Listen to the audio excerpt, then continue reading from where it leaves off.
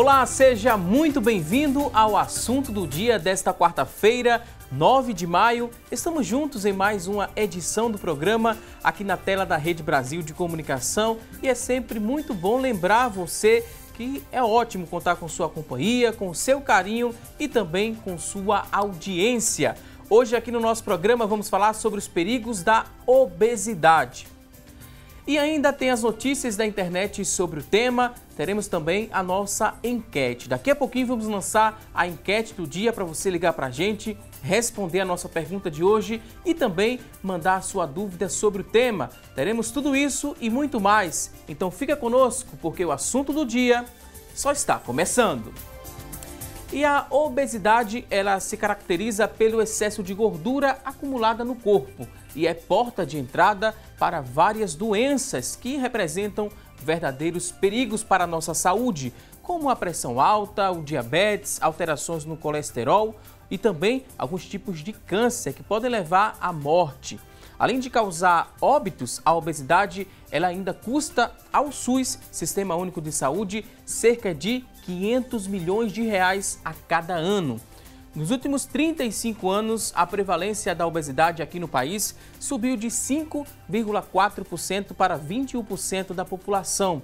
E de acordo com dados do Ministério da Saúde, a cada ano, 1 milhão de novos casos de obesidade são registrados aqui no país. E a cada 15 anos, essa taxa ela dobra. Então, muita atenção ao tema que vai ser debatido hoje aqui no nosso programa. Será que tem como frear esse crescimento? Vamos saber com a ajuda dos convidados de hoje. Já contamos aqui no nosso estúdio com a participação da doutora Nair Cristina. Doutora Nair, ela é endocrinologista e secretária da Associação Médica de Pernambuco. Também vai reforçar o nosso bate-papo de hoje o doutor Emanuel Abreu. Dr. Emanuel é cardiologista e diretor médico do Centro Cardiológico Ovídio Montenegro. Daqui a pouquinho a gente ouve aqui os nossos convidados sobre o tema, teremos dicas e também muitas orientações sobre obesidade. Mas a partir deste momento a gente acompanha uma reportagem sobre o tema. Nessa reportagem vamos ver muita coisa sobre hábitos alimentares. Preste muita atenção. Confira!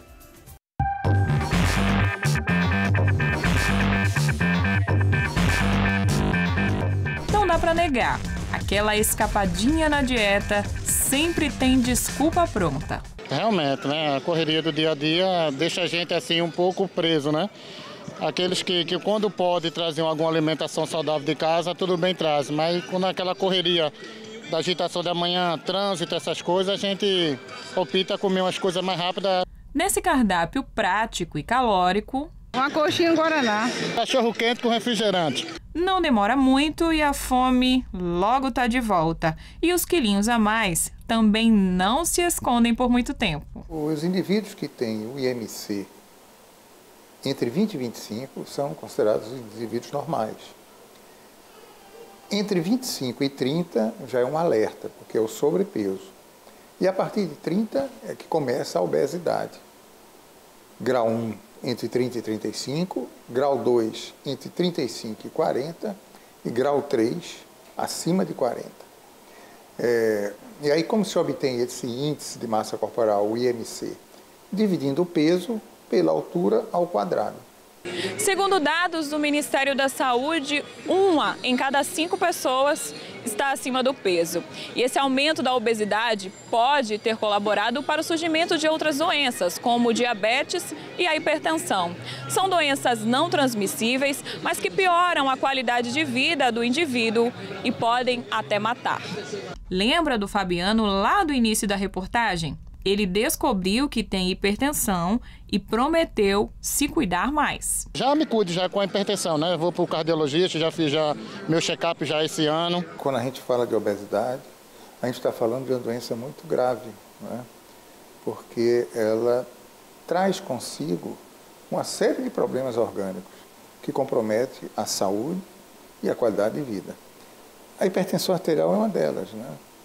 E um paciente hipertenso, quando vai no seu cardiologista, se ele está acima do peso, a primeira coisa que o cardiologista diz, olha, você precisa perder peso para poder equacionar e enfrentar melhor essa hipertensão. Um estudo recente, publicado pela Faculdade de Medicina da Universidade de São Paulo, trouxe à tona outra associação importante: obesidade e câncer. A estimativa é que o Brasil terá 29 mil casos da doença ligados à obesidade até 2025. Há uma relação íntima de obesidade com alguns tipos de cânceres. O câncer da tireoide, da mama, do intestino, do ovário, do intestino grosso, entende? Então, isso leva a uma certa predisposição. Inegavelmente que grupo de pacientes não obesos, a incidência de câncer é bem menor que nos pacientes obesos. A boa notícia é que há como prevenir o ganho de peso exagerado. A prevenção tem que começar em casa, na cultura alimentar e nos hábitos. Tem que começar nos colégios, exercendo também uma cultura nesse sentido, né, de uma cantina saudável. Digo-se passagem que existia até um projeto aqui de um grupo de endocrinologistas que apresentou isso como proposta e alguns poucos colégios aderiram. Então, veja, a mudança do hábito alimentar e o incorporar de uma atividade física de forma regular. Essas duas situações é que elas estão intimamente atreladas não só ao tratamento da obesidade, como também na sua prevenção.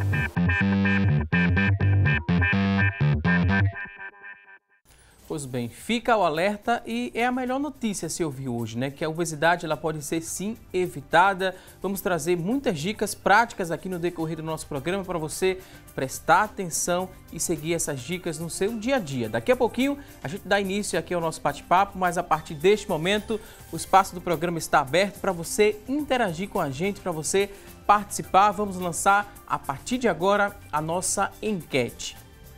Hoje queremos saber de você que está em casa o seguinte: a nossa pergunta da enquete é esta. Olha só, você que está em casa nos acompanhando, pode conferir comigo aqui a nossa enquete de hoje. E a pergunta é se você procura adaptar sua alimentação para prevenir a obesidade. Você tem essa preocupação de adaptar a sua alimentação do dia a dia para prevenir a obesidade? Sim ou não?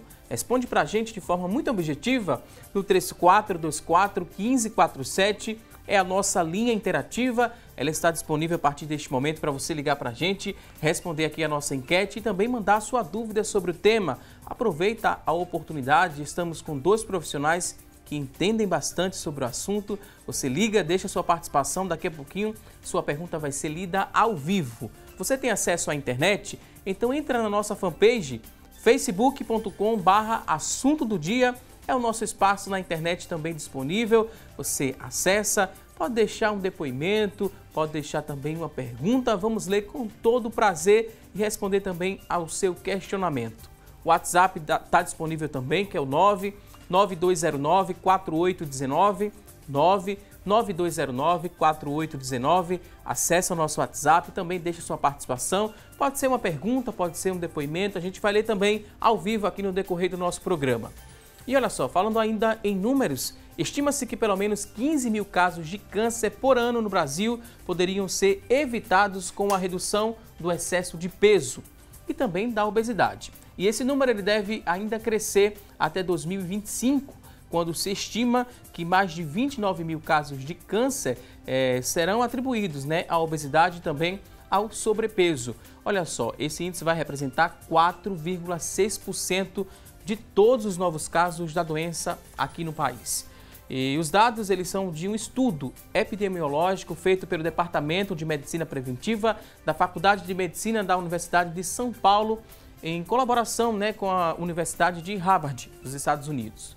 A partir deste momento vamos aprender muito mais sobre o tema, muitas dicas importantíssimas que, se eu fosse você, não saia da frente da televisão e preste muita atenção. A partir de agora, as dicas dos convidados. Quero dizer que é um prazer recebê-los aqui no nosso programa. Doutora Anaí Cristina, seja muito bem-vinda aqui ao nosso espaço. Obrigada. É um prazer recebê-la. Também queria dizer que o doutor Emanuel Abreu é muito bem-vindo aqui ao nosso espaço. O doutor Emanuel é cardiologista. Obrigado pelo convite. Os números falam muita coisa, por si só falam muita coisa. E a gente acende um alerta na gente quando a gente ouve falar, né? Em 35 anos, mais ou menos, né? 35 anos a prevalência da obesidade saltou, né? Deu um salto de 5,4% para 21% da nossa população. Aqui a gente atribui, né? É o único fator que a gente poderia atribuir esse avanço da obesidade aqui no nosso país? Ou são vários fatores que levam a esse número crescer cada vez mais, doutora Anaí? Olha, é multifatorial, né? Mas assim, a ênfase maior é com o estilo de vida, que inclui a forma como você se alimenta e a forma como você se movimenta. Então, cada vez mais, a humanidade, principalmente o mundo ocidental, cada vez mais come mais e mais alimentos que engordam e se movimenta menos, tem mais conforto. Então, a necessidade de você ir em busca das coisas está cada vez mais limitada. Tudo muito automatizado. Então, isso contribui sem dúvida. Claro que o fator genético vem por trás disso aí. Né? Existem populações, existem etnias que têm muito mais tendência a engordar do que outras. Mas o que prepondera é justamente isso. E, sem dúvida, a Organização Mundial de Saúde já detecta e já tocou há muitos anos o alerta em que, hoje em dia, no mundo, se morre mais de obesidade do que de fome. Embora a gente ainda tenha tanta miséria. Mas a fome atualmente está inferior como causa de morte do que a obesidade. E isso é muito grave. A doutora já começou a trazer algumas dicas, né? É importante que você se movimente, porque senão você vai acumular gordura no corpo. E muita gente só se preocupa quando essa gordura é acumulada nessa região, né? Do abdômen. Mas não é só aqui que a gente acumula gordura, né, doutor? Isso seria a obesidade visceral, né? E a obesidade visceral, ela reflete que você está com gordura lá dentro também, nos órgãos, né? Fígado, em pâncreas, nos órgãos abdominais. Isso significa que você já está lá dentro lotado. Você já está extrapolando quando você vê. Isso é um ótimo assim, indicador que você precisa alerta para se cuidar. E o que, que a gente vê? Esse denominador, como Naí mostrou brilhantemente, que é em relação a você ingerir e consumir, né? Então, você tem hoje cada vez mais controles remotos. Então, as pessoas hoje não acendem mais nem a luz. Você chega, já tem sensor de luz, a televisão, você senta, muda os canais que você quer, a sua cortina, você aperta um botão e baixa a cortina, você não mexe com nada. Então, assim, o consumo é cada vez menor, anda-se cada vez menos, há uma acomodação em relação à atividade física. Então, assim, cada vez mais a alimentação é a base de gordura é mais barato, né? O acesso é mais fácil e você tem a sensação de que está satisfeito, mas não faz satisfação, daqui a pouco você volta, como mostraram ali naquele filme, você tem que ingerir novamente. Então é um problema muito sério. Um problema muito sério que chega a afetar o coração também, doutor. De que forma o coração é afetado com a obesidade? De várias formas, né? Porque, na verdade, quando você aumenta peso, você predispõe a desenvolver várias doenças cardiovasculares, entre elas a hipertensão arterial e o diabetes. O diabetes e a hipertensão, elas caminham lado a lado. Por isso que nós hoje estamos juntos, eu e Naí, né? Diabetes e hipertensão. Então a gente caminha junto, porque existe uma alteração chamada resistência insulínica, que essa resistência insulínica provoca um monte de modificações e que culminam com hipertensão e diabetes. Então, essas duas doenças são doenças que alteram tanto micro como macrovascular, ou seja, pequenos e grandes vasos.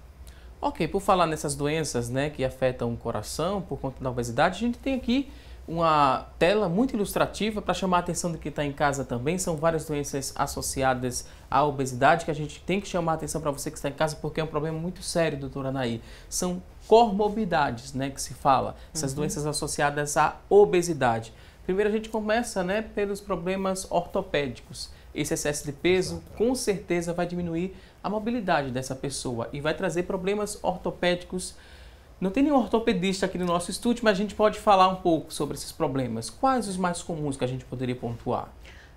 Olha, é muito simples de entender. O corpo, digamos assim, é programado para suportar uma carga de peso, o nosso esqueleto, não é? O sistema ósseo e o sistema muscular, ele está programado para um limite de carga. Quando você duplica esse peso, claro que vai ter sobrecarga. E quando a gente está em pé, onde é que vai a nossa carga maior de peso? Para os pés. para as pernas. E quando você anda, o que é que você movimenta? Os joelhos. Então, aí é onde você tem o maior impacto da obesidade do ponto de vista ortopédico.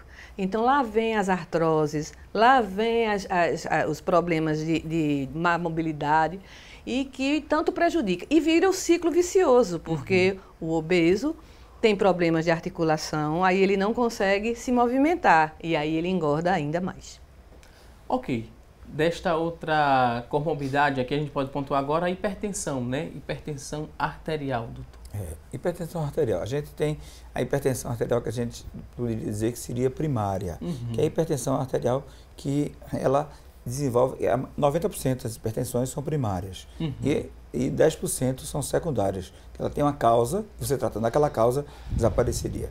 Mas a hipertensão primária, ela também tem uma divisão que seria a hipertensão essencial. É o aumento da pressão em todos os vasos do organismo e isso vai gerar o quê? Um processo inflamatório. Esse processo inflamatório, ele vai provocar gradativamente um envelhecimento precoce dos vasos. Né? Esse envelhecimento precoce vai levar ao outro lado, a um processo de aterosclerose, que está do seu lado direito. Doutor, a gente né? Explica para quem e a gente vê que, por exemplo, o indivíduo, normalmente, ele não tem uma patologia só. Ele é hipertenso, ele é diabético, ele tem dislipidemia, que está embaixo aí com você, que é o aumento de lípides, que pode ser um aumento isolado de colesterol ou de triglicerídeos, ou associado, que a gente chamaria uma dislipidemia mista. Né? Então, e você veja que aí geram problemas psicológicos, como você está mostrando lá embaixo, o indivíduo fica com a autoestima baixa, depressão. Tem um trabalho interessante, o Behavioral, que ele mostra em 164 mil pacientes, a tendência de depressão aumentou 28% nos indivíduos obesos. O que é que leva mais as pessoas que estão com esse perfil, né, de obesidade ao consultório, doutora Anaí? Seria essa questão da aceitação mesmo ou é porque não está conseguindo uma qualidade de vida ideal? Veja, existem os dois tipos de paciente. Aquele que vai encaminhado. Então, encaminhado por outro colega, no caso o cardiologista, porque já está com a hipertensão fora de controle, ou encaminhado pelo ortopedista, enfim. Esse vem encaminhado e, com frequência também, aquele que vai meio que na marra pelo seu esposo ou pela sua esposa para tentar isso aí. E também aquela demanda espontânea, que é quando a pessoa começa a se sentir incomodada do ponto de vista psicossocial. Isso é muito mais comum nas mulheres, em que começa a ter dificuldade de encontrar uma roupa adequada, não se sente bem na roupa que veste, e aí vai buscar o consultório. A gente tem outro ponto aqui, que a gente falou um pouquinho sobre essa hipertensão arterial. O doutor bem explicou para a gente. É silenciosa essa hipertensão ou tem algum sinal que a gente já consegue identificá-la, doutor? A maioria dos pacientes não tem sintoma nenhum. Só 10 a 15% dos pacientes têm sintomas. Né? Por isso que a gente tem que fazer um rastreamento. Né? Aquelas pessoas que têm histórico familiar de hipertensão já tem uma tendência maior.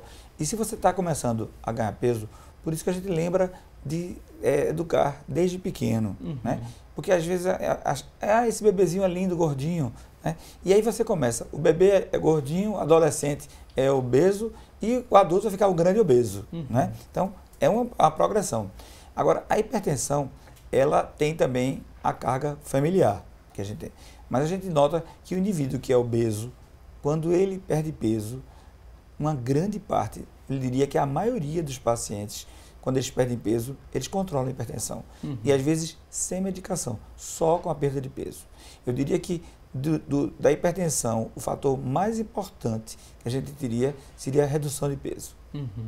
Para a gente fechar, né, esse quadro aqui dessas doenças associadas à obesidade, faltou a gente falar sobre problemas de pele, né? Quais os comuns que a gente poderia pontuar?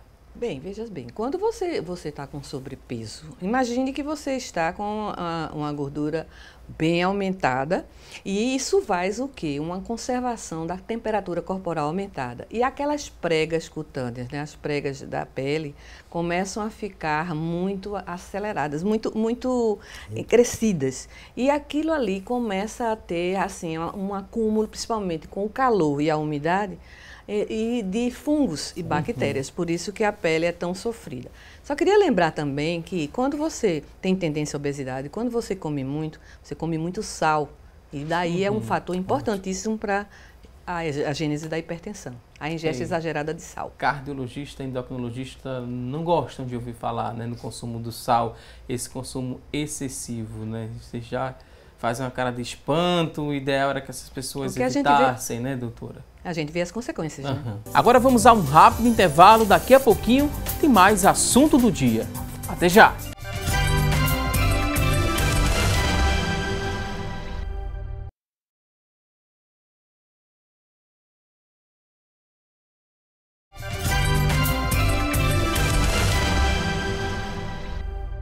Aqui no nosso programa hoje estamos falando sobre os perigos da obesidade. E a partir deste momento a gente vai saber o que é notícia na internet sobre o tema que está sendo debatido, e quem vai trazer essas informações a partir de agora é a Axa Macena.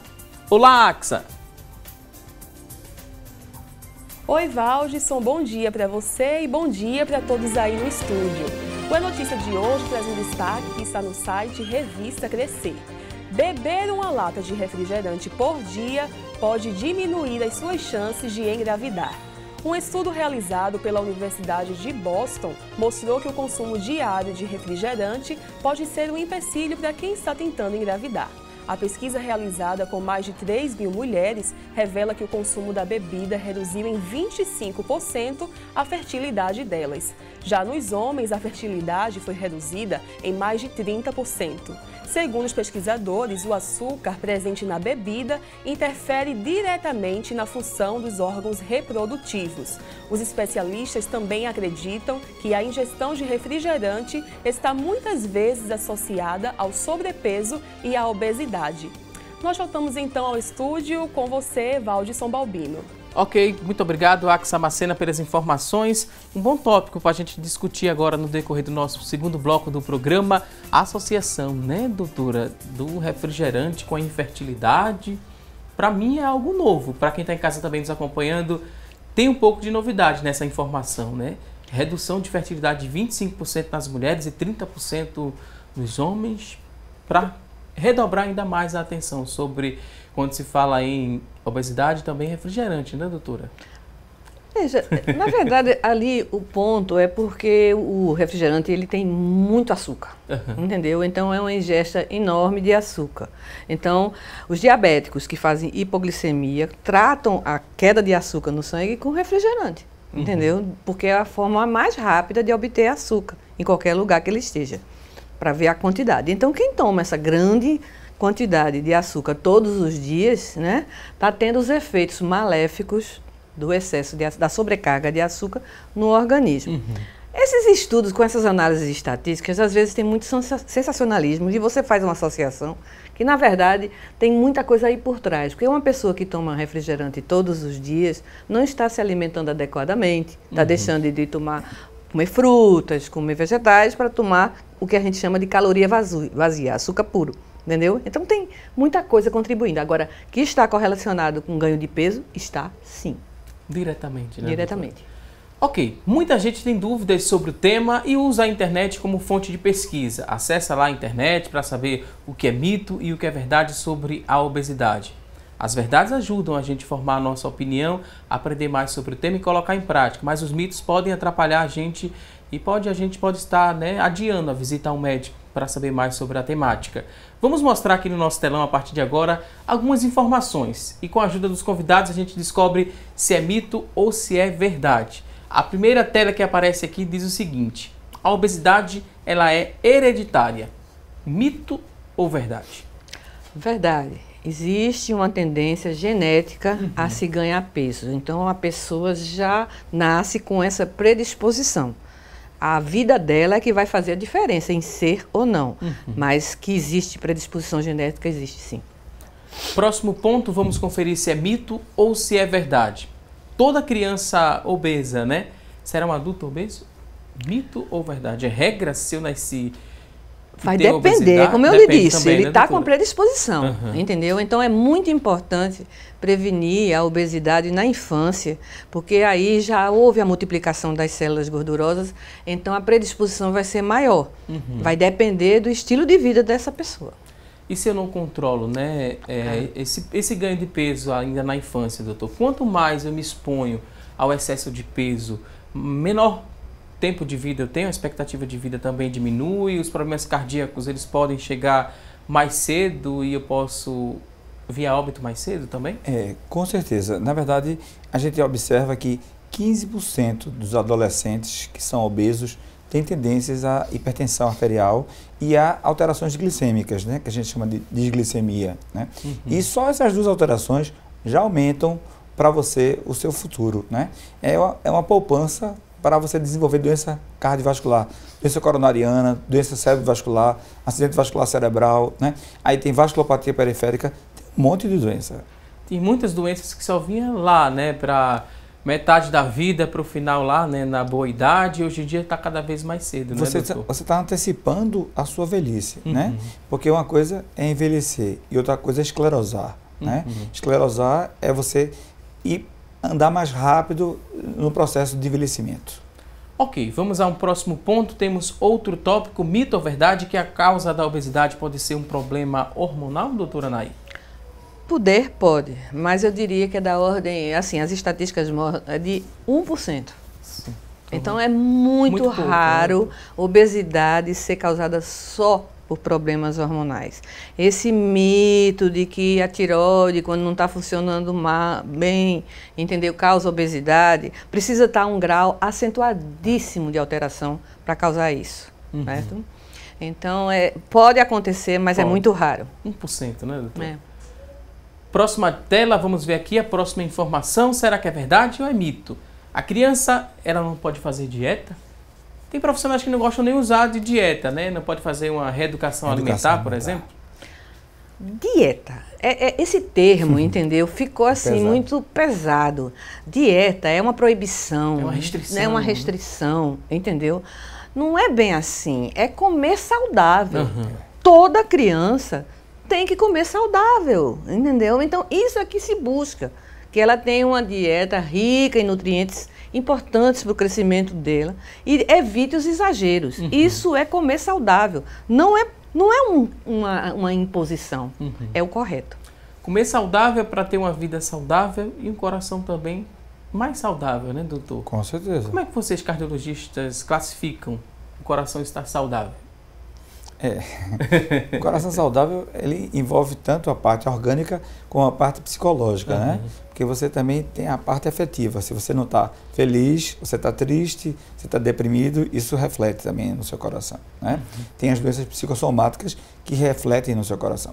Mas o que eu digo em relação a saudável, em relação ao link de obesidade, o que Naí está lembrando é você ter o exemplo em casa, de você começar a alimentação desde o início. Porque se os pais não têm hábitos alimentares saudáveis, os filhos não vão ter, né? Porque os filhos são espelho dos pais, né? Aquilo que você faz.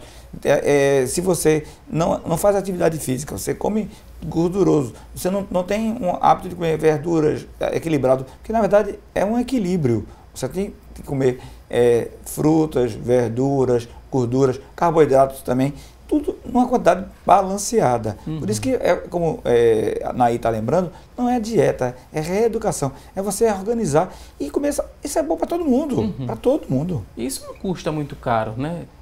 Não, e pode ser adaptado em qualquer cultura, né? Dependendo da região. Então, você não pode dizer que é importante para uma criança do Nordeste brasileiro comer, por exemplo, pêssego, que ele não vai encontrar, né? Ele vai comer o quê? Ele vai encontrar a manga, a laranja, a goiaba, entendeu? Então, adaptado àquela condição dali. E a região nossa é muito privilegiada, né, doutor? Totalmente. A dieta básica do homem nordestino é muito boa. Ela é bem equilibrada. O famoso arroz com feijão, não é? As raízes, comer ovo, comer as verduras e as frutas da época são muito boas. É porque foi introduzindo o quê? Os alimentos industrializados, que são necessariamente os grandes vilões. Industrializados, os processados, ultraprocessados. São os ultraprocessados, né? Principalmente, Próximo tópico, ótimas explicações. Vamos agora ver aqui a próxima tela para a gente aprender se é mito ou verdade. Mais uma vez entra o refrigerante. Café e refrigerante, eles aceleram o metabolismo e ajudam a emagrecer. Agora há pouco a gente falou que o refrigerante é um pouco vilão, né, nesse processo de ganho de peso. Café e refrigerante aceleram o metabolismo e ajudam a emagrecer? Mito ou verdade? A gente fala porque o café é termogênico, né, doutora? A questão é o seguinte, é a busca que posso lhe garantir que a indústria farmacêutica está pesquisando horrores para encontrar o ótimo termogênico. É o quê? Você senta, come, toma aquela pilulinha e não vai engordar nada. Até agora, os termogênicos que existem em termos industriais, entendeu, foram muito cheios de efeitos colaterais, sim, uns até banidos. Os termogênicos naturais, basicamente, são café, canela e gengibre. Entendeu? Realmente a cafeína tem esse efeito termogênico. Só que a gente tem tudo em exagero, tem o outro lado. A cafeína em excesso começa a aumentar a frequência cardíaca. E dá taquicardia, dá insônia, tem esse outro lado ruim. Não é? Então, essa coisa de ajudar a emagrecer seria no papel do termogênico. Refrigerante não é... Olha, esqueça. Porque mesmo sem açúcar, ele tem um teor de sódio muito alto. Então, apesar ele do sabor ajuda... adocicado, né? Tem o sódio. Mas ele tem sódio. Porque a gente associa o sódio já àquele saborzinho sim, mas salgado, na composição, né, dele, ele tem... Os conservantes têm sódio. É como todos os ultraprocessados. O teor de sal é muito... De sódio, que é o sal, é muito alto. E aí você contribui para hipertensão. Justamente, né? Se você quer acelerar esse metabolismo para emagrecer, se você tomar em excesso, né? Tanto os termogênicos, que são a base de cafeína, como bem foi explicado, vai sobrecarregar o coração, né, doutor? E como é que a gente vê que a partir aquela dosagem ali, acende o alerta para que está sendo uma superdosagem e pode prejudicar o nosso coração? Olha, tem como a gente em casa descobrir isso ou só com ajuda médica? Na verdade, eu acho que o refrigerante, eu acho que tem que ser abolido.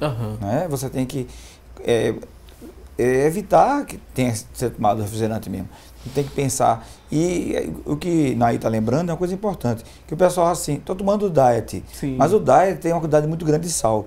Então, o que eu noto é que os indivíduos... Eu tomei refrigerante, eu não comi nada, mas tomou refrigerante diet, mas o diet tem muito sal. E isso aumentou a pressão deles, repercute muito nisso. E as quantidades, porque tem gente que diz assim, eu tomei diet, 2 litros de diet, né? Então, o café, eu acho que é como Naí está lembrando, é você educar para saber o que você vai tomar. Não você vai tomar uma garrafa de café por dia, né? Você tem que tomar 3 cafezinhos por dia, manhã, tarde, noite. Não? Então, assim... O café é um alimento saudável, agora não em grandes quantidades. E como você fazer isso? Eu acho que quando você vê... Bom senso também, né, doutor? Bom senso, equilíbrio disso aí, né? Eu acho que é interessante. Agora, o café faz parte da nossa alimentação, né? Teve uma época que se assustou dizendo que café tinha problema de coração. Ele não causa problema de coração, né? Agora, só em grande quantidade, como o Naí está lembrando, que vai provocar aumento de frequência, e aumento da frequência provoca alterações. Quais alterações, né? Esse aumento da frequência? O que a gente poderia pontuar? Porque é um fator a mais. Porque é o seguinte, você tem um relógio. Se você bota o relógio para bater mais rápido, ele vai gastar mais rápido a pilha. Né? Então, o racional seria mais ou menos assim. Agora, tem várias outras coisas envolvidas, né? Mas porque são respostas adrenérgicas do sistema nervoso central que você tem. Né? Então, mas a quantidade de café... Eu acho que sabendo adequar é muito bom, é uma refeição. Eu gosto de café. Também gosto. Tomei um cafezinho antes de entrar no ar aqui no programa para despertar um pouquinho, né? Tem esse fator termogênico que ajuda a acelerar um pouco mais o metabolismo, tendo um bom senso, né? E tem outro fator, assim, principalmente as pessoas que trabalham nos seus ambientes de trabalho e passam o dia tomando café, muitas vezes eles adoçam com açúcar. Sim. Aí lá vem uma ingesta exagerada de açúcar. E aí lá vai a repercussão. Você disfarça a fome tomando café com açúcar. Passa o dia tomando café com açúcar. E cadê as proteínas? E cadê as verduras? Cadê as vitaminas? Entendeu? Então isso tudo vai desdobrando. Então o bom senso é que é o melhor mesmo. Ótimas explicações, vamos até um próximo ponto aqui. Tem outra tela para a gente saber se é mito ou verdade. Comer muita fruta, é verdade, doutora, que engorda? O que engorda é o muito. Sempre. Sempre. Entendeu? O muito.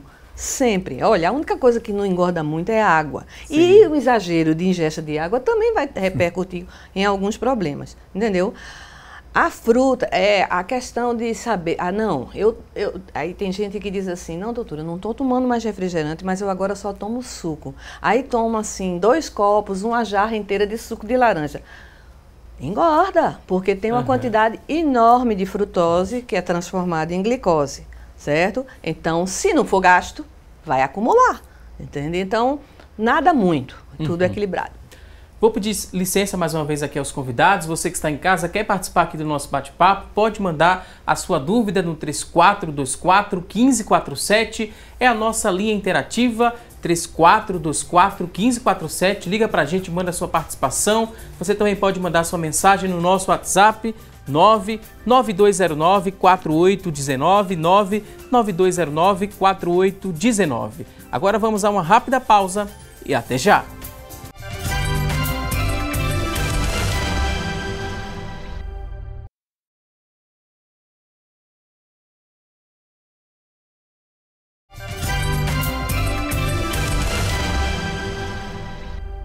Estamos de volta com mais assunto do dia. Hoje aqui no nosso programa estamos falando sobre os perigos da obesidade. No bloco anterior aqui do programa a gente falou um pouco mais sobre mitos e verdades. Temos ainda algumas telas. Esses mitos podem responder a sua dúvida sobre o tema. A gente vai mostrar aqui um próximo mito com a ajuda dos convidados. Vamos saber se é verdade ou se trata de um mito. Só é possível perder peso na academia? Mito ou verdade? Só perco peso se eu estiver dentro de uma academia, é verdade ou é mito? Mito. Uma coisa, primeiro, é atividade física. Então, vários estudos mostram que para você ter um bom condicionamento físico, basta 150 minutos por semana de atividade física. Isso não quer dizer academia única e exclusivamente. A academia veio para facilitar, para você ter aquele local em que você vai ter uma boa orientação, principalmente se você tiver lesão de joelho, de tornozelo, problemas de hipertensão, que você vai ter o professor, o educador físico ali, bem orientando você. Mas se isso não é possível, entendeu? Você pode fazer simplesmente a caminhada, né? Então, isso. E outra coisa, perder peso com exercício requer restrição de alimentos, porque na hora que você está ativando seus músculos, pode ser até que a perda de peso não aconteça, mas que melhora porque a distribuição do peso no organismo começa a ficar bom. Você começa a trocar gordura, que é do mal, né, que inflama, que tem tantos problemas, por músculo, que é do bem, porque o músculo gasta mais glicose, facilita o trabalho da insulina e com isso vai ser um aliado no seu controle da manutenção do peso. E se eu estou em casa acompanhando agora o programa, escutando, né, que é importante para a qualidade de vida você se movimentar, fazer alguma atividade física, eu preciso, antes de iniciar, né, essa atividade física, ter um parecer cardiológico? Eu preciso procurar um cardiologista antes mesmo de caminhar ou entrar numa academia? Porque tem algumas academias que cobram isso, né, o exame cardiológico. É uma regra, doutor? Na verdade, fazendo só um resumozinho, eu acho que assim, não só é possível perder peso na academia. Agora, eu acho que você tem que adequar para cada paciente. Eu sempre converso com cada pessoa para saber o que você gosta, né? Porque se você gosta de fazer aquilo que você gosta, você faz com mais prazer. Então, caminhar, fazer pilates, fazer natação, fazer basquete, futebol. Então, e assim, criar uma rotina, como a Anaí está lembrando, dos 150 minutos, no mínimo isso aí, né? Porque o problema, tem gente que é chamado atleta de final de semana. No sábado ou domingo ele resolve jogar o futebol. Então tem morrido muita gente nesse atleta de final de semana, né? De fazer. Agora, academia, eu acho a academia muito interessante. Por quê? A academia, como a Anaí está lembrando, ela tem uma orientação. E você vai, a partir dos 40 anos, nós temos uma perda de massa muscular. E essa perda de massa muscular, com a musculação, a gente consegue recuperar um pouco dessa massa, que é a massa magra, como a Anaí está lembrando, que é a massa boa, que é a gordura do bem, né? E na academia você vai ter um suporte nisso aí. O obeso, ele tem muito, como a Laí lembrou, osteoartrose de joelho e osteoartrose de quadril. Então, ele tendo uma orientação, ele vai saber trabalhar melhor para evitar danos que piorem isso aí, né? Então, agora, tem que saber o que é baixo impacto, o que é alto impacto, né? E começar com uma quantidade menor, leve, e aumentando progressivamente, né? Para moderada e buscar alta intensidade, né? Porque quando você busca alta intensidade, você mantém um monte de qualidade. Agora, para chegar a isso, tem que ter um processo. Não é necessário que todo mundo vá a um cardiologista para fazer isso, não. Existem aqueles grupos de risco. Então, por exemplo, o indivíduo que está obeso, que já é hipertenso, que já é diabético, que tem histórico familiar, ele tem que necessariamente fazer, porque ele já é de grupo de risco, né? Então, aquele paciente, só ser diabético já é um grupo de risco. Só ser hipertenso já é um grupo de risco. E quando ele é hipertenso, diabético e obeso, ele é um grupo de alto risco, né? É o que a gente chama de risco de desenvolver várias doenças, inclusive infarto, angina, doença cerebrovascular. Ok. Temos outra tela, outro tópico, a gente vai descobrir se é verdade ou Café se é com um mito. adoçante. Café com adoçante. Já vem o café mais uma vez, né, doutora? Adoçante e refrigerante diet são únicas bebidas permitidas para os obesos? Coitados. Refrigerante corta, né, doutora? A gente já falou sobre isso. Coitados. Não é bem assim. Veja só, um suco que tenha baixa caloria, como por exemplo o suco de limão, Sim. da acerola, como a gente estava conversando antes, ele pode ser ingerido sem problema. Veja bem, uma questão de adaptação do paladar, nós, cultura, principalmente a gente aqui no Nordeste, a gente é muito acostumado com paladar doce. Então, a gente sente a necessidade de adoçar o café, sente a necessidade de adoçar o suco e por aí vai. Antigamente, as crianças só bebiam água adoçada com um açuquinho especial chamado Nidex, que era para a criança se acostumar com água e vinha aquele paladar doce. O ideal mesmo era que a gente não precisasse adoçar nada, tomar os alimentos sem precisar de implementar uma coisa que adoçasse. A questão de uso do adoçante, eu sei que vai ter muita pergunta, provavelmente, sobre a questão que a associação de que adoçante causa câncer, qual é o adoçante que presta, que esse presta, que ele não presta. E sempre a gente vai falar do bom senso, né? Que nada de exagerar. Atualmente, os adoçantes com mais segurança, porque medicina a gente vai mudando, vai pesquisando e vai mudando. Então, a sucralose, que é derivada da cana-de-açúcar, ela é artificial, mas ela vem de lá do açúcar. Então, atualmente é o que está mantendo uma melhor segurança. Evidentemente que tudo sem exagero, porque tem os conservantes. Produtos industrializados sempre tem o lado ruim da coisa. Então, eu posso dizer que não. Isso aí é um mito, porque não é só café e refrigerante. E ainda tem a questão das bebidas alcoólicas, né? Que a gente também pode conversar depois. Então, é só a questão de adequar para aquele tipo de paciente, para aquele tipo de obesidade dele. Ótima explicação. Vamos agora a outro ponto. Temos aqui mais uma tela. Mito ou verdade? Dormir é para preguiçosos, né? E você deve se manter sempre em atividade para perder peso. Mito ou verdade? Mito! Escancarado. Escancarado, entendeu? Cada vez mais os estudos provam, entendeu, que você precisa dormir bem até para emagrecer, entendeu? A condição de você não ter uma boa noite de sono, cuja número de horas vai depender da faixa etária, vai depender também das condições do próprio indivíduo. Existem pessoas que dormem só 4 horas por dia e estão muito satisfeitas. Outras precisam das 8. Em média, 6 às 8 horas por dia para o adulto é boa. Mas não é só a quantidade, é a qualidade. A gente tem que, no nosso sono, a gente ter o aprofundamento do sono. Chegar que a gente chama as ondas REM, entendeu? Quer dizer, um sono profundo em que o nosso organismo entra, baixa o metabolismo, há como se fosse um repouso. E ali há uma recarga. Com isso, os hormônios do estresse, principalmente da adrenalina, cortisol, não vão se elevar. E esses hormônios, quando se elevam numa noite mal dormida, eles tendem a aumentar o aporte de glicose no sangue e, com isso, criar um pouco mais de resistência ao trabalho da insulina. Tem toda explicação científica. Então, dormir não é para preguiçosos. Dormir é para quem cuida da saúde. Uhum. E quando se fala de infância, né, doutor? Licença, só rapidinho, só para a gente complementar.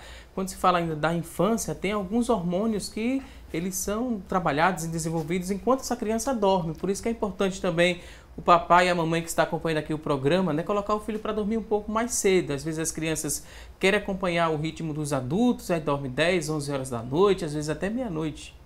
Isso não é correto, né, doutora? Não, de maneira nenhuma. Existe hoje toda essa questão do hábito atual, que os pais trabalham, chegam muito tarde e querem interagir mais com as crianças, e a criança fica muito acesa, né? Muito alerta e termina dormindo bem menos do que ela necessita. E o hormônio do crescimento, ele é liberado na corrente sanguínea, principalmente na madrugada, na noite. Então, é importante que a criança durma bem.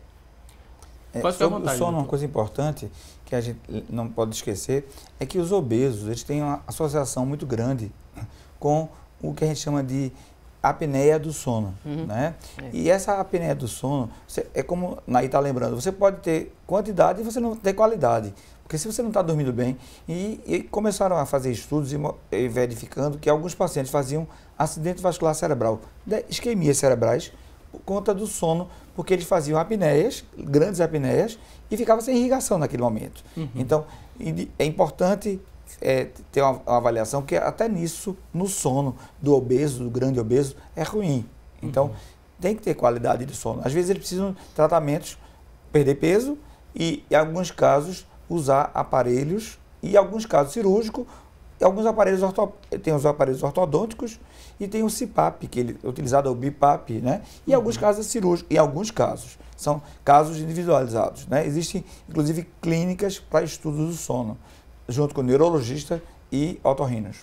Resumindo tudo, né? Para ter qualidade de vida tem que se preocupar com a alimentação, tem que fazer alguma atividade física e ter um sono de qualidade. Tem que se preocupar com esses 3 tópicos que a gente acabou de decorrer aqui de falar, né, aqui no nosso programa. E a gente vai para a última tela do Mitos e Verdades. Vamos saber se é verdade ou se é mito. Para emagrecer, é preciso comer em pequenas quantidades ao longo do dia. É meio assim, doutor? Ou aqui tem um pouquinho de mito? Polêmico. Existe hoje em dia, porque se falou muito da questão de você comer de 3 em 3 horas, ou seja, fazer 3 refeições grandes e 3 lanches. E que isso seria bom porque não aumentaria muito o apetite e você toleraria melhor uma refeição menor, né? Mas os estudos atuais têm uma tendência hoje a enfatizar que não é bem isso, até a questão do jejum intermitente para perder peso, certo? A gente está falando emagrecer, ou seja, para perder peso, a questão até de fazer intervalos muito grandes como o jejum intermitente. Por que eu estou dando essa ênfase? Que não é a questão de manutenção de peso, eu estou falando em ajudar o organismo a baixar aquela gordura. Então, isso aí tem que ser muito individualizado. Cada caso a gente tem que ver o que é que fica melhor. Ok, vamos agora responder as perguntas que estão chegando através do nosso WhatsApp. Tem muita gente interagindo, mandando aqui participações e a gente começa a repassar a partir deste momento. A primeira participação é da Alessandra, ela que mora no bairro de Água Fria. Ela disse que está gostando muito do programa, está prestando atenção e está tirando muitas dúvidas que ela tinha. E ela fala sobre o cardiologista que ela frequenta no posto de saúde. Ela tem 47 anos e ela diz que ela faz uma cobrança, né? Queria que o médico ficasse mais tempo na consulta para explicar alguns procedimentos que às vezes passam batido. Não corre-corre, né, dessa consulta. E ela pergunta sobre o AS, doutor. O que é que a gente poderia falar dessa medicação? Para que serve o AS? Todo mundo pode tomar o AS para prevenir alguma doença cardíaca? Não. Na verdade, o AS é um antiagregante plaquetário, né? Ele serve para, digamos assim, deixar o sangue fluir mais fácil, né? Mas ele tem indicação naqueles grupos de risco que têm tendência a formar trombos, aqueles indivíduos com agregação diferente, né? Então, indivíduos obesos, diabéticos, hipertensos, indivíduos de mais alto risco com predisposição a fazer trombos. Então, não é para usar em todo mundo, não. Inclusive, que ele tem os efeitos adversos, né? Sangramentos e outras alterações importantes. Mas não pode usar. Agora, que na verdade o problema de ouvir, eu acho que é importante, né? Eu sempre tento fazer isso com meus pacientes. A gente tem 2 ouvidos e uma boca, né? Diz o chinês. Então a gente tem que ouvir, escutar, né? E muitas vezes, a gente escutando, a gente consegue dar diagnósticos antes de examinar, sabe? Então ouvir o paciente é muito importante. E o que ela está dizendo, ela está certa. Temos aqui outra participação, não sei se a doutora utiliza, né? Eu já ouvi falar sobre essa balança, ela gostaria de saber se é a balança bioimpedância, né? Ela quer saber o percentual de acerto dessa balança. É a Marília, que mora em Beberibe. Veja, Marília, a balança de bioimpedância, ela vai dar uma análise da composição corporal em termos de percentual de gordura. Tudo isso é obtido através de programas de computador e através de uma corrente elétrica que é atravessada no corpo. Então, ela vai fornecer o quê? Como é que está a sua distribuição corporal? Que, na verdade, é muito interessante até para você acompanhar quando você está fazendo trabalho físico resistido, para ver se você ganhou massa, para você perder gordura. Ele oferece muito ponto. Mas, assim, na prática, você pesar, medir o paciente, verificar a sua relação cintura-quadril, quanto você mede de cintura, quanto você mede de quadril, já fornece bastante elementos para a gente. Outra participação, agora a dúvida sobre o açúcar, né? Uma dúvida, o açúcar mascavo, ele faz mal? A pessoa diz que tem 1,67 m de altura, pesa 69 quilos, não tem, né, pressão alta nem diabetes, gosta muito de doces, mas evita comer. Ela fala sobre o açúcar mascavo. Faz mal ou não? Olha, açúcar mascavo é açúcar, só que ele é menos industrializado, mas ele tem o teor de sacarose igual ao açúcar comum, só que com menos química. Isso. Então, se o objetivo é adoçar, entendeu, pensando que vai causar menos problemas para pretensão de engordar ou de diabetes, não vai ser obtido, só por uma questão mais natural. Eu recomendo, se é que essa pessoa está tão cuidadosa, aparentemente está tudo indo bem, vá diminuindo o adoçar. Vá tentando cada vez menos adoçar menos seus produtos. É muito interessante isso. E a gente consegue. Consegue sim. É reeducação, né? É reeducação. Próxima pergunta, a pessoa não se identificou, mas disse que o programa está muito bom, está aprendendo bastante. Ela usa a palavra que o programa está show, com os 2 convidados de hoje. A gente agradece aqui a participação da telespectadora. Ela fala o seguinte: minha irmã, né, mede 1,56 m, pesa entre 83 e 85 quilos. Varia, né, o quilo. E ela queria saber o seguinte: o grau de obesidade que ela tem. Tem como dizer agora assim, né? Veja só, tem que ser levado em consideração vários aspectos, né, doutor? Mas assim, é um sobrepeso que já salta à vista, né? Porque se ela tem 1,59 m, 1,56 m, 80, ela praticamente está com o dobro, entendeu, do peso que seria ideal para ela. Então já é um grau de obesidade preocupante. Claro que a distribuição dessa gordura vai informar ainda mais. Para fazer aquela continha, né, do índice de massa corpórea, eu teria que calcular que, às vezes, tem tabelinhas rápidas que você divide o peso em quilo pela altura em metro, vezes ela mesma, né? Dá o índice de massa corpórea, que seria o peso distribuído pela superfície corporal. Mas, assim, já de antemão a gente já sabe que está num grau preocupante de obesidade que precisa ser tratada. Próxima pergunta é da Lúcia, ela que é de Chã de Alegria. Lúcia pergunta o seguinte, né? Como adoçar sucos e o próprio café de forma saudável, com açúcar ou adoçantes? Veja, se a pessoa tem aquela história do veja bem, né? A pessoa tem um peso normal ou mesmo é uma pessoa magra, que isso não vai interferir, ela pode até usar o açúcar normal em quantidades pequenas. Não vai ser problema para ela. Mas, se ela está num momento em que é importante ela emagrecer, então, quanto menos aporte de glicose rápida, né? Porque é o seguinte, quando a gente come açúcar, rapidamente ele é absorvido no intestino para a corrente sanguínea.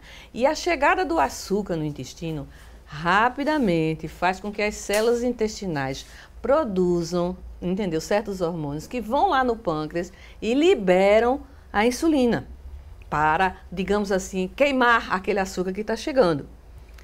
Ele não queima, o açúcar não desaparece.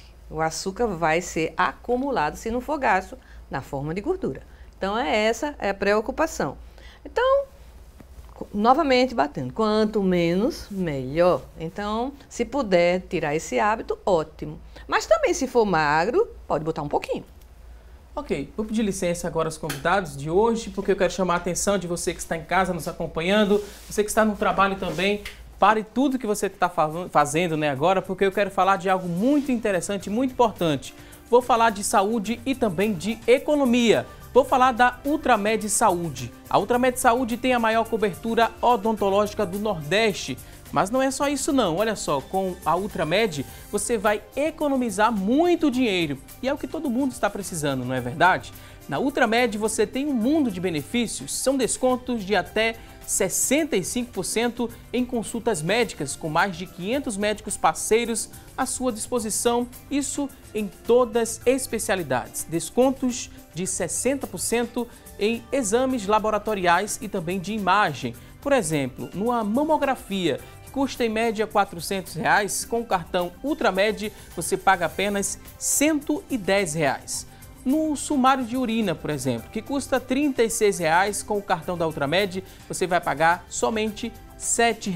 Isso mesmo. Aqui tem descontos de 20%, né? Ainda tem esses descontos 20% em óticas, 65% em medicamentos nas grandes redes, né? E muito mais. Olha só, tem tratamento odontológico de graça para você que está nos acompanhando e vai fazer, né, o cartão da Ultramed.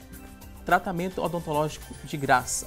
E também, para você que tem o cartão Ultramed, tem seguro de acidentes pessoais, invalidez e assistência funeral familiar. Todos esses benefícios estão inclusos no cartão da Ultramed.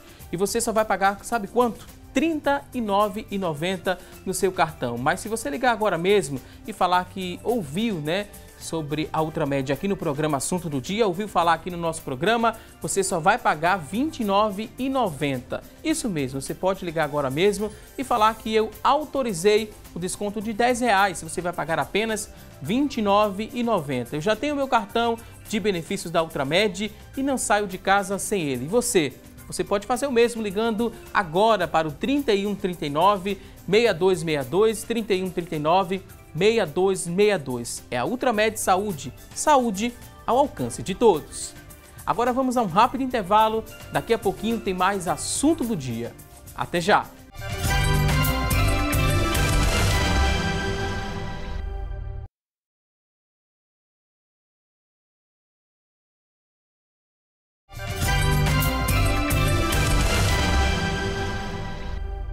Estamos de volta com mais assunto do dia aqui na tela da Rede Brasil de Comunicação.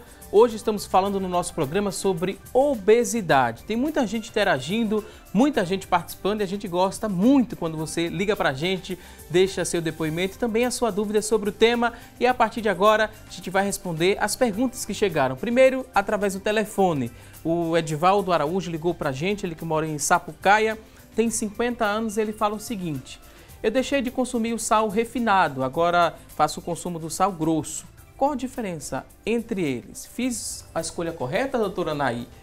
Edivaldo Araújo de Sapucaia tem 50 anos. Olha, o sal refinado, além dele ter passado pelo processo de refinação, ele tem, por lei, no Brasil, a adição de iodo. Então, principalmente as pessoas que moram longe do litoral e não consomem, nem vão à praia, nem consomem fruto do mar, nem vão à praia, com essa adição desse iodo, fornece suficiente para a vida, né?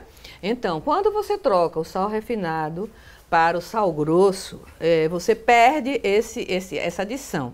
Como ele mora aqui, provavelmente ele vai à praia, tudinho, isso aí não seria o problema. A diferença entre eles é basicamente essa, entendeu? Menos refinamento, né? O sal é mais bruto e não ter adição de coisa. Agora, é sal Também. E se comer muito, faz mal. Pronto. Com certeza. Se comer muito, o coração não agradece, né, doutor? Eu digo sempre, são 3 pós brancos. É sal, açúcar e cocaína. A gente tem que evitar esses 3 pós brancos. Entendeu? Ok. Próxima pergunta, vamos ver de quem é a próxima participação. Vamos responder a Fátima agora. Fátima Maria dos Torrões, ela ligou pra gente e falou o seguinte: é mais saudável para a saúde mastigar o alho em jejum todos os dias ou ingerir a cápsula de alho? Quais os benefícios dessa iniciativa? Veja só, existem muitas iniciativas no sentido de comer alho em jejum, tomar água de limão, tomar água de quiabo, entendeu? Tem muitas coisas assim que as pessoas fazem, mas precisa ter cuidado, porque comer um alho ou ingerir uma cápsula de manhã em jejum vai ficar um gosto muito intenso na pessoa e talvez o estômago comece a reclamar. O alho é muito rico em propriedades anti-inflamatórias e ele tem também antioxidantes, não é? Então, ele na alimentação ele é bom, ele é saudável. Não vejo com bons olhos essa coisa de você começar o dia já com um produto que vai lhe deixar tão mal, não é? Precisa se punir, não. Deixa o alho para o tempero da comida. Ótima explicação. Vamos agora à próxima pergunta. Fátima foi essa pergunta de agora. A próxima é da Maria José. Ela mora no Cordeiro e tem 45 anos. Gengibre. Maria José quer saber o seguinte: caminhar 40 minutos e consumir diariamente água com limão e gengibre, né? Ou chá de gengibre, ajuda a perder peso? E outra dúvida que ela faz, pergunta, né? Outra dúvida dela é se consumir 1 litro de água com meio limão e anis estrelado todos os dias faz bem para a saúde? Vamos por parte aqui, né? 40 minutos de caminhada com o consumo de água com limão, gengibre ou chá de gengibre ajuda a perder peso? Principalmente a caminhada, né? E principalmente se você bebe água com limão ou gengibre e deixa de comer outras coisas que fazem, né? Agora, a propriedade do limão como grande fonte de vitamina C vai ser muito bom, entendeu? Anis estrelado eu não tenho muito conhecimento, eu sei que o gosto é muito intenso, né? É forte. Não sei direitinho a propriedade, mas o gengibre tem sua propriedade termogênica. Eu diria o seguinte: caminhar, muito bom para perder peso, tomar bastante água, importante para tudo na vida da gente, é um hábito saudável e que ela pode continuar assim. É só uma complementação em relação à caminhada. Então, eu digo o seguinte: caminhar sempre e sempre aumentar. Por exemplo, esses 40 minutos não vão ficar a vida toda 40 minutos, né? Então, o indivíduo começa caminhando 20, depois passa para 30, passa para 40, passa para 50, e depois ele começa a fazer, se for possível, um trote. Quer dizer, então ele vai aumentando a intensidade progressivamente. Você não pode ficar com o mesmo nível de exercício a vida toda, porque senão o seu organismo vai se adaptar com aquele nível de exercício também. Você tem que aumentar o consumo, entendeu? Próximo passo, temos aqui outra pergunta, de quem é agora, da Mônica Cristina, de Abreu Lima, tem 50 anos, ela fala o seguinte: ela diz que está acima do peso, mas já conseguiu perder 20 quilos. Caminhar diariamente ajuda a perder peso também? Também, né? Também, mas nessa proposta, sim, ela vai aumentando a intensidade e vai cada vez mais, ou ela aumenta o tempo, né, ou então ela aumenta a intensidade, que ela pode, de repente, não ter 1 hora disponível, então ela pode fazer um exercício intenso em 30 minutos. Eu, por exemplo, eu tenho feito essa concentração, eu faço 20 minutos de exercício aeróbico, mas eu faço de forma intensa, eu faço intensa, porque eu acho que eu tenho que atingir algumas calorias. Eu tenho, inclusive, um aplicativo no meu relógio que me mostra a quantidade de calorias que eu tenho que consumir por dia. Então, eu fico me policiando, que eu tenho que atingir no final do dia aquele consumo. Ótima dica, né? Vamos usar também a tecnologia em benefício da saúde. Sim, tem contador de passo, entendeu? Também por exemplo, se você obter uma média diária de 10 mil passos, você fica bem condicionado. E 10 mil passos não é difícil de conhecer, não. Se você pegar um contador de passos, se você fizer uma caminhada de 5 quilômetros, mais alguma atividade do seu dia que se movimente, você atinge. Ok, vamos seguir com mais participações. Tem muita gente acessando aqui o nosso WhatsApp. Fátima, que mora em Ouro Preto, Olinda. Ela diz que tem 50 anos e pesa 103 quilos. Ela fala que tem pressão alta e dores também no braço, né? Ela quer saber, será que é um começo de infarto? Qual médico posso procurar com urgência? Fátima de Ouro Preto, em Olinda. Ela deve procurar, se ela está com queixas importantes, né? Na verdade, o infarto, ele não tem uma clínica obrigatória se só dor no peito. Tem gente que tem dor epigástrica, tem gente que tem dor retroesternal, tem gente que tem dor nos ouvidos, na mandíbula. Então, pode ser atípica, e ela pode ter no ombro com uma irradiação.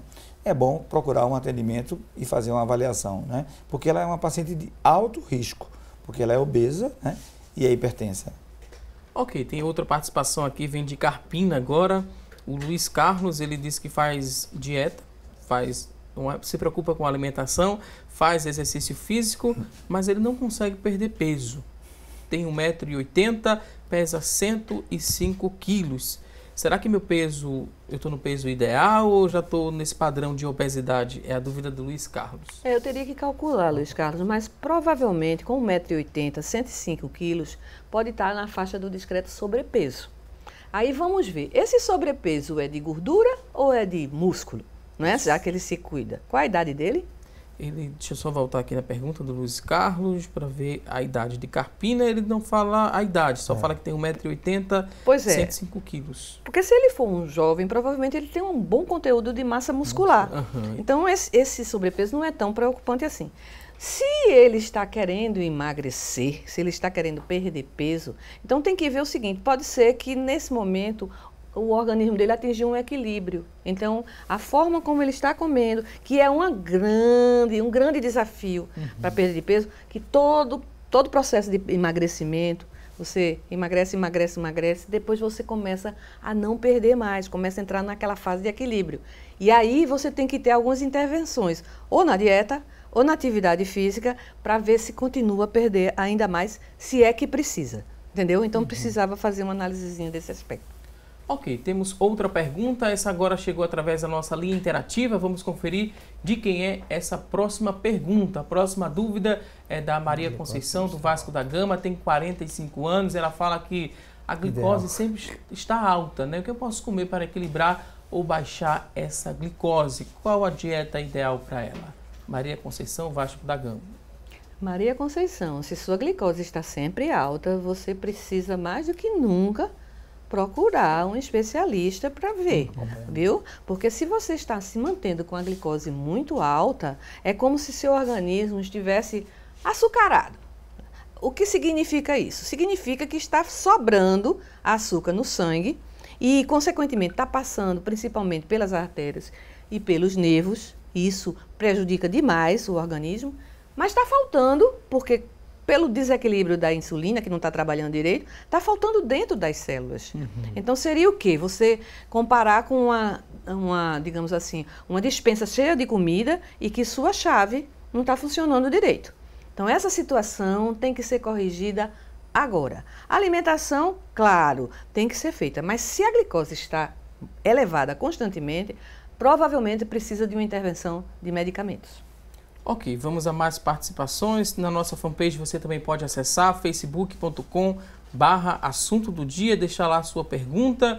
Temos aqui a Eli Claudino participando, ela fala, dá parabéns aqui aos convidados, está um debate muito produtivo, as explicações numa linguagem muito fácil e direta. Parabéns aos convidados, são maravilhosos. A gente agradece e repassa o elogio aqui da Eli Claudino. Obrigado. Próxima participação, a pessoa quer saber o seguinte: gostaria de saber se o sal rosa, né, ele pode ser mais saudável do que o sal marinho? É sal. Do ponto de vista de hipertensão, doutor Emanuel já fez careta. Não tem, é igual. Só que o sal rosa do Himalaia, ele tem uma propriedade gourmet muito interessante. Você colocar o sal, substituir o sal comum pelo sal rosa, a comida dá uma despertada num sabor interessante. Então, em termos de paladar, é bom, mas é sal.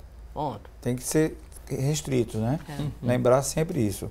É o que Nair lembrou, sempre menos é melhor, né? Temos aqui participações através da nossa fanpage, facebook.com/assunto do dia. Cláudia Marques, ela gostaria de saber onde se mede, né, a circunferência abdominal corretamente. soube que é onde é mais perigoso quando as gorduras estão mais localizadas nas vísceras. Isso é verdade? Cláudia Marques. Existe a gordura periférica, né? Que é a gordura do resto do corpo, que ela, se está em excesso, claro que prejudica. Mas a gordura abdominal, a gordura visceral, é a que está mais relacionada com as doenças, as comorbidades. Por quê? Porque essa gordura é uma gordura inflamatória. Ela produz substâncias que inflamam o organismo como um todo. Então, por isso que a ênfase. Tanto que em determinadas culturas e etnias, por exemplo, os indianos, a população indiana, eles são bem magrinhos, não é? Então, qualquer barriguinha a mais, já se sabe que aquela pessoa pode estar causando, tendo problemas de obesidade, sem ser numericamente obeso, mas porque aquela gordura está localizada. Por isso, então, que a medição da circunferência abdominal é importante. Então, existem números que dizem qual é o valor normal para aquele tipo, para homens, para mulheres e para determinadas raças. No Brasil, a gente tem problema porque nós somos muito miscigenados. Nós não somos caucasianos, nós não somos negros, nós não somos índios. Nós somos de tudo um pouco. Então, a gente precisa criar os nossos padrões de normalidade. Mas, de uma forma geral, a circunferência abdominal bem adequada, ela deve ser colocada, a gente coloca a fita médica, pode ser na altura do umbigo. Talvez fique a coisa mais fácil de se medir. Ou então você faz a medida da cintura e a medida do quadril, que é em cima da bacia, né? E você faz a relação, porque quanto mais cintura significa menos barrigudo. Então essa relação vai ser pequena. E aí tem os números que são variados. Ótima explicação. Agora a participação da Selma, ela diz que tem muita gordura localizada nessa região da barriga e na coxa. Isso é preocupante? Com certeza. Pelo que ela Naí está lembrando, né? Essa gordura é a gordura do rim, é a gordura que é inflamatória, né? Inflamação leva à doença coronariana, né? Doença vascular. Outra participação agora vem lá de Goiânia, né? Rosiane de Goiânia, ela pergunta o que eu faço para liberar o estresse. Sou muito estressada. Por favor, convidados, me ajudem. Tá bom, convidado. Liberar estresse. Estresse você vai ter a vida inteira. O que faz mal é a forma como você reage ao estresse. Entendeu? E aí, muito apropriado, porque nós aprendemos desde pequenininhos a resolver nosso estresse com comida. Né? A criança chorou, qual é a primeira reação da mãe? Levá-la ao seio para amamentar. Então, chorou, comida. Então, é como se comida fosse resolver problemas. Isso é um ponto. Então, para evitar isso, a gente tem que começar a trabalhar na gente uma forma de reagir menos ao estresse. E para isso, está valendo tudo. Está valendo meditar, está valendo ser religioso, entendeu? Está valendo, principalmente, ter atividades prazerosas que vão lhe desestressar, um hobby. E atividade física, que está comprovado que você, quando se exercita, você produz bem-estar no seu cérebro. Ok, vamos a mais uma pergunta através do telefone. Chegou mais uma dúvida e a gente vai conferir agora de quem é essa pergunta. Rosineide, ela que é de Sapucaia, tem 46 anos, quer saber se o consumo de açúcar e adoçante. Mais indicado, a gente já respondeu isso já, né, doutora? Sim, já. O mais indicado, só para Rosineide, né, que ligou a televisão agora. Vamos responder para ela. Mais indicado, adoçante ou açúcar? Veja só, o mais indicado seria nenhum dos dois. Mas minimizar o consumo de açúcar ao máximo, assim como o do adoçante, quando for necessário restringir o açúcar. Uma última pergunta, agora através do nosso WhatsApp.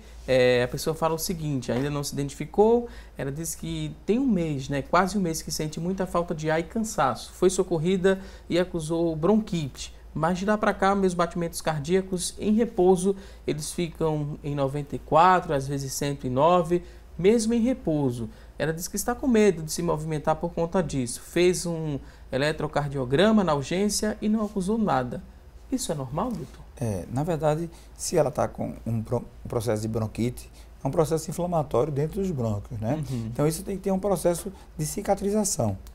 Ela tem que ter um período de repouso, de pelo menos uns 15 dias, até ela ficar completamente curada, para poder a gente avaliar. Porque nesse momento, a frequência cardíaca é um reflexo. É normal você, quando está num processo, você está cansada, a frequência aumenta para poder... Porque o que acontece? Dentro do nosso organismo, a gente tem a condução do oxigênio é feita pela hemoglobina. Então, é preciso aumentar a frequência cardíaca para conduzir mais rápido esse oxigênio, fazer o que a gente chama de turnover, né? Isso aí. Então, se ela está nesse momento, é normal esse momento.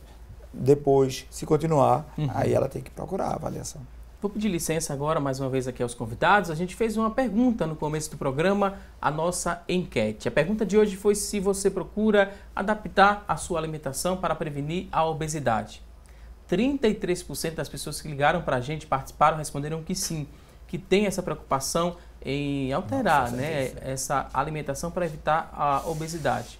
67% responderam que não ou que ainda não, né? A gente espera que depois de tantas explicações, essas pessoas passem a se preocupar melhor com a alimentação, com a prática de atividade física e também com a qualidade do sono, para se ter qualidade de vida. Estamos na reta final do programa, é o momento de agradecer e abrir espaço para as considerações finais. Doutora Nair Cristina, muito obrigado pela participação. Ela é endocrinologista e secretária da Associação Médica de Pernambuco. Doutora Nair, obrigado. Último recado, fique à vontade. Muito obrigado, é uma honra estar aqui, eu me sinto muito prestigiada em estar aqui. E o recado é aquilo que a gente tenta bater toda hora. Não procurem coisas mirabolantes, fórmulas, dietas especiais, nem procure exercícios muito complicados. É na naturalidade, entendeu? No seu dia a dia, optando pelo bom senso, que você consegue uma melhor saúde. Mais uma vez, muito obrigado, doutora Nair. Também queria agradecer ao doutor Emanuel Abreu, cardiologista e diretor do Centro Cardiológico Ovídio Montenegro. Doutor, muito obrigado. Considerações finais, fique à vontade. Eu queria agradecer o prestígio de estar aqui junto da minha querida Nair, que é uma pessoa de alto nível científico, uma pessoa muito agradável, e também fazer só um briefing rápido. O que eu acho? É o estilo de vida que a gente tem que ter. Então, alimentação adequada, atividade física, ela deve ser feita sempre que possível, no mínimo 3 a 5 vezes por semana. Né? E a alimentação é equilibrada. O que é que a gente diz? A gente não come nada, não. A gente, fazendo uma dieta, a educação alimentar regular, no final de semana você pode consumir alguma coisa diferente em algum restaurante. E agradecer. Queria agradecer mais uma vez aqui aos convidados, voltem mais vezes aqui ao nosso programa. Obrigado. A você que está em casa, mais uma vez, obrigado pelo seu carinho e também por sua audiência. Não se esqueça que teremos um novo encontro amanhã, ao vivo, a partir das 9h30 da manhã, aqui na tela da Rede Brasil de Comunicação. A você e a toda a sua família, um forte abraço e até amanhã, se Deus quiser. Até lá!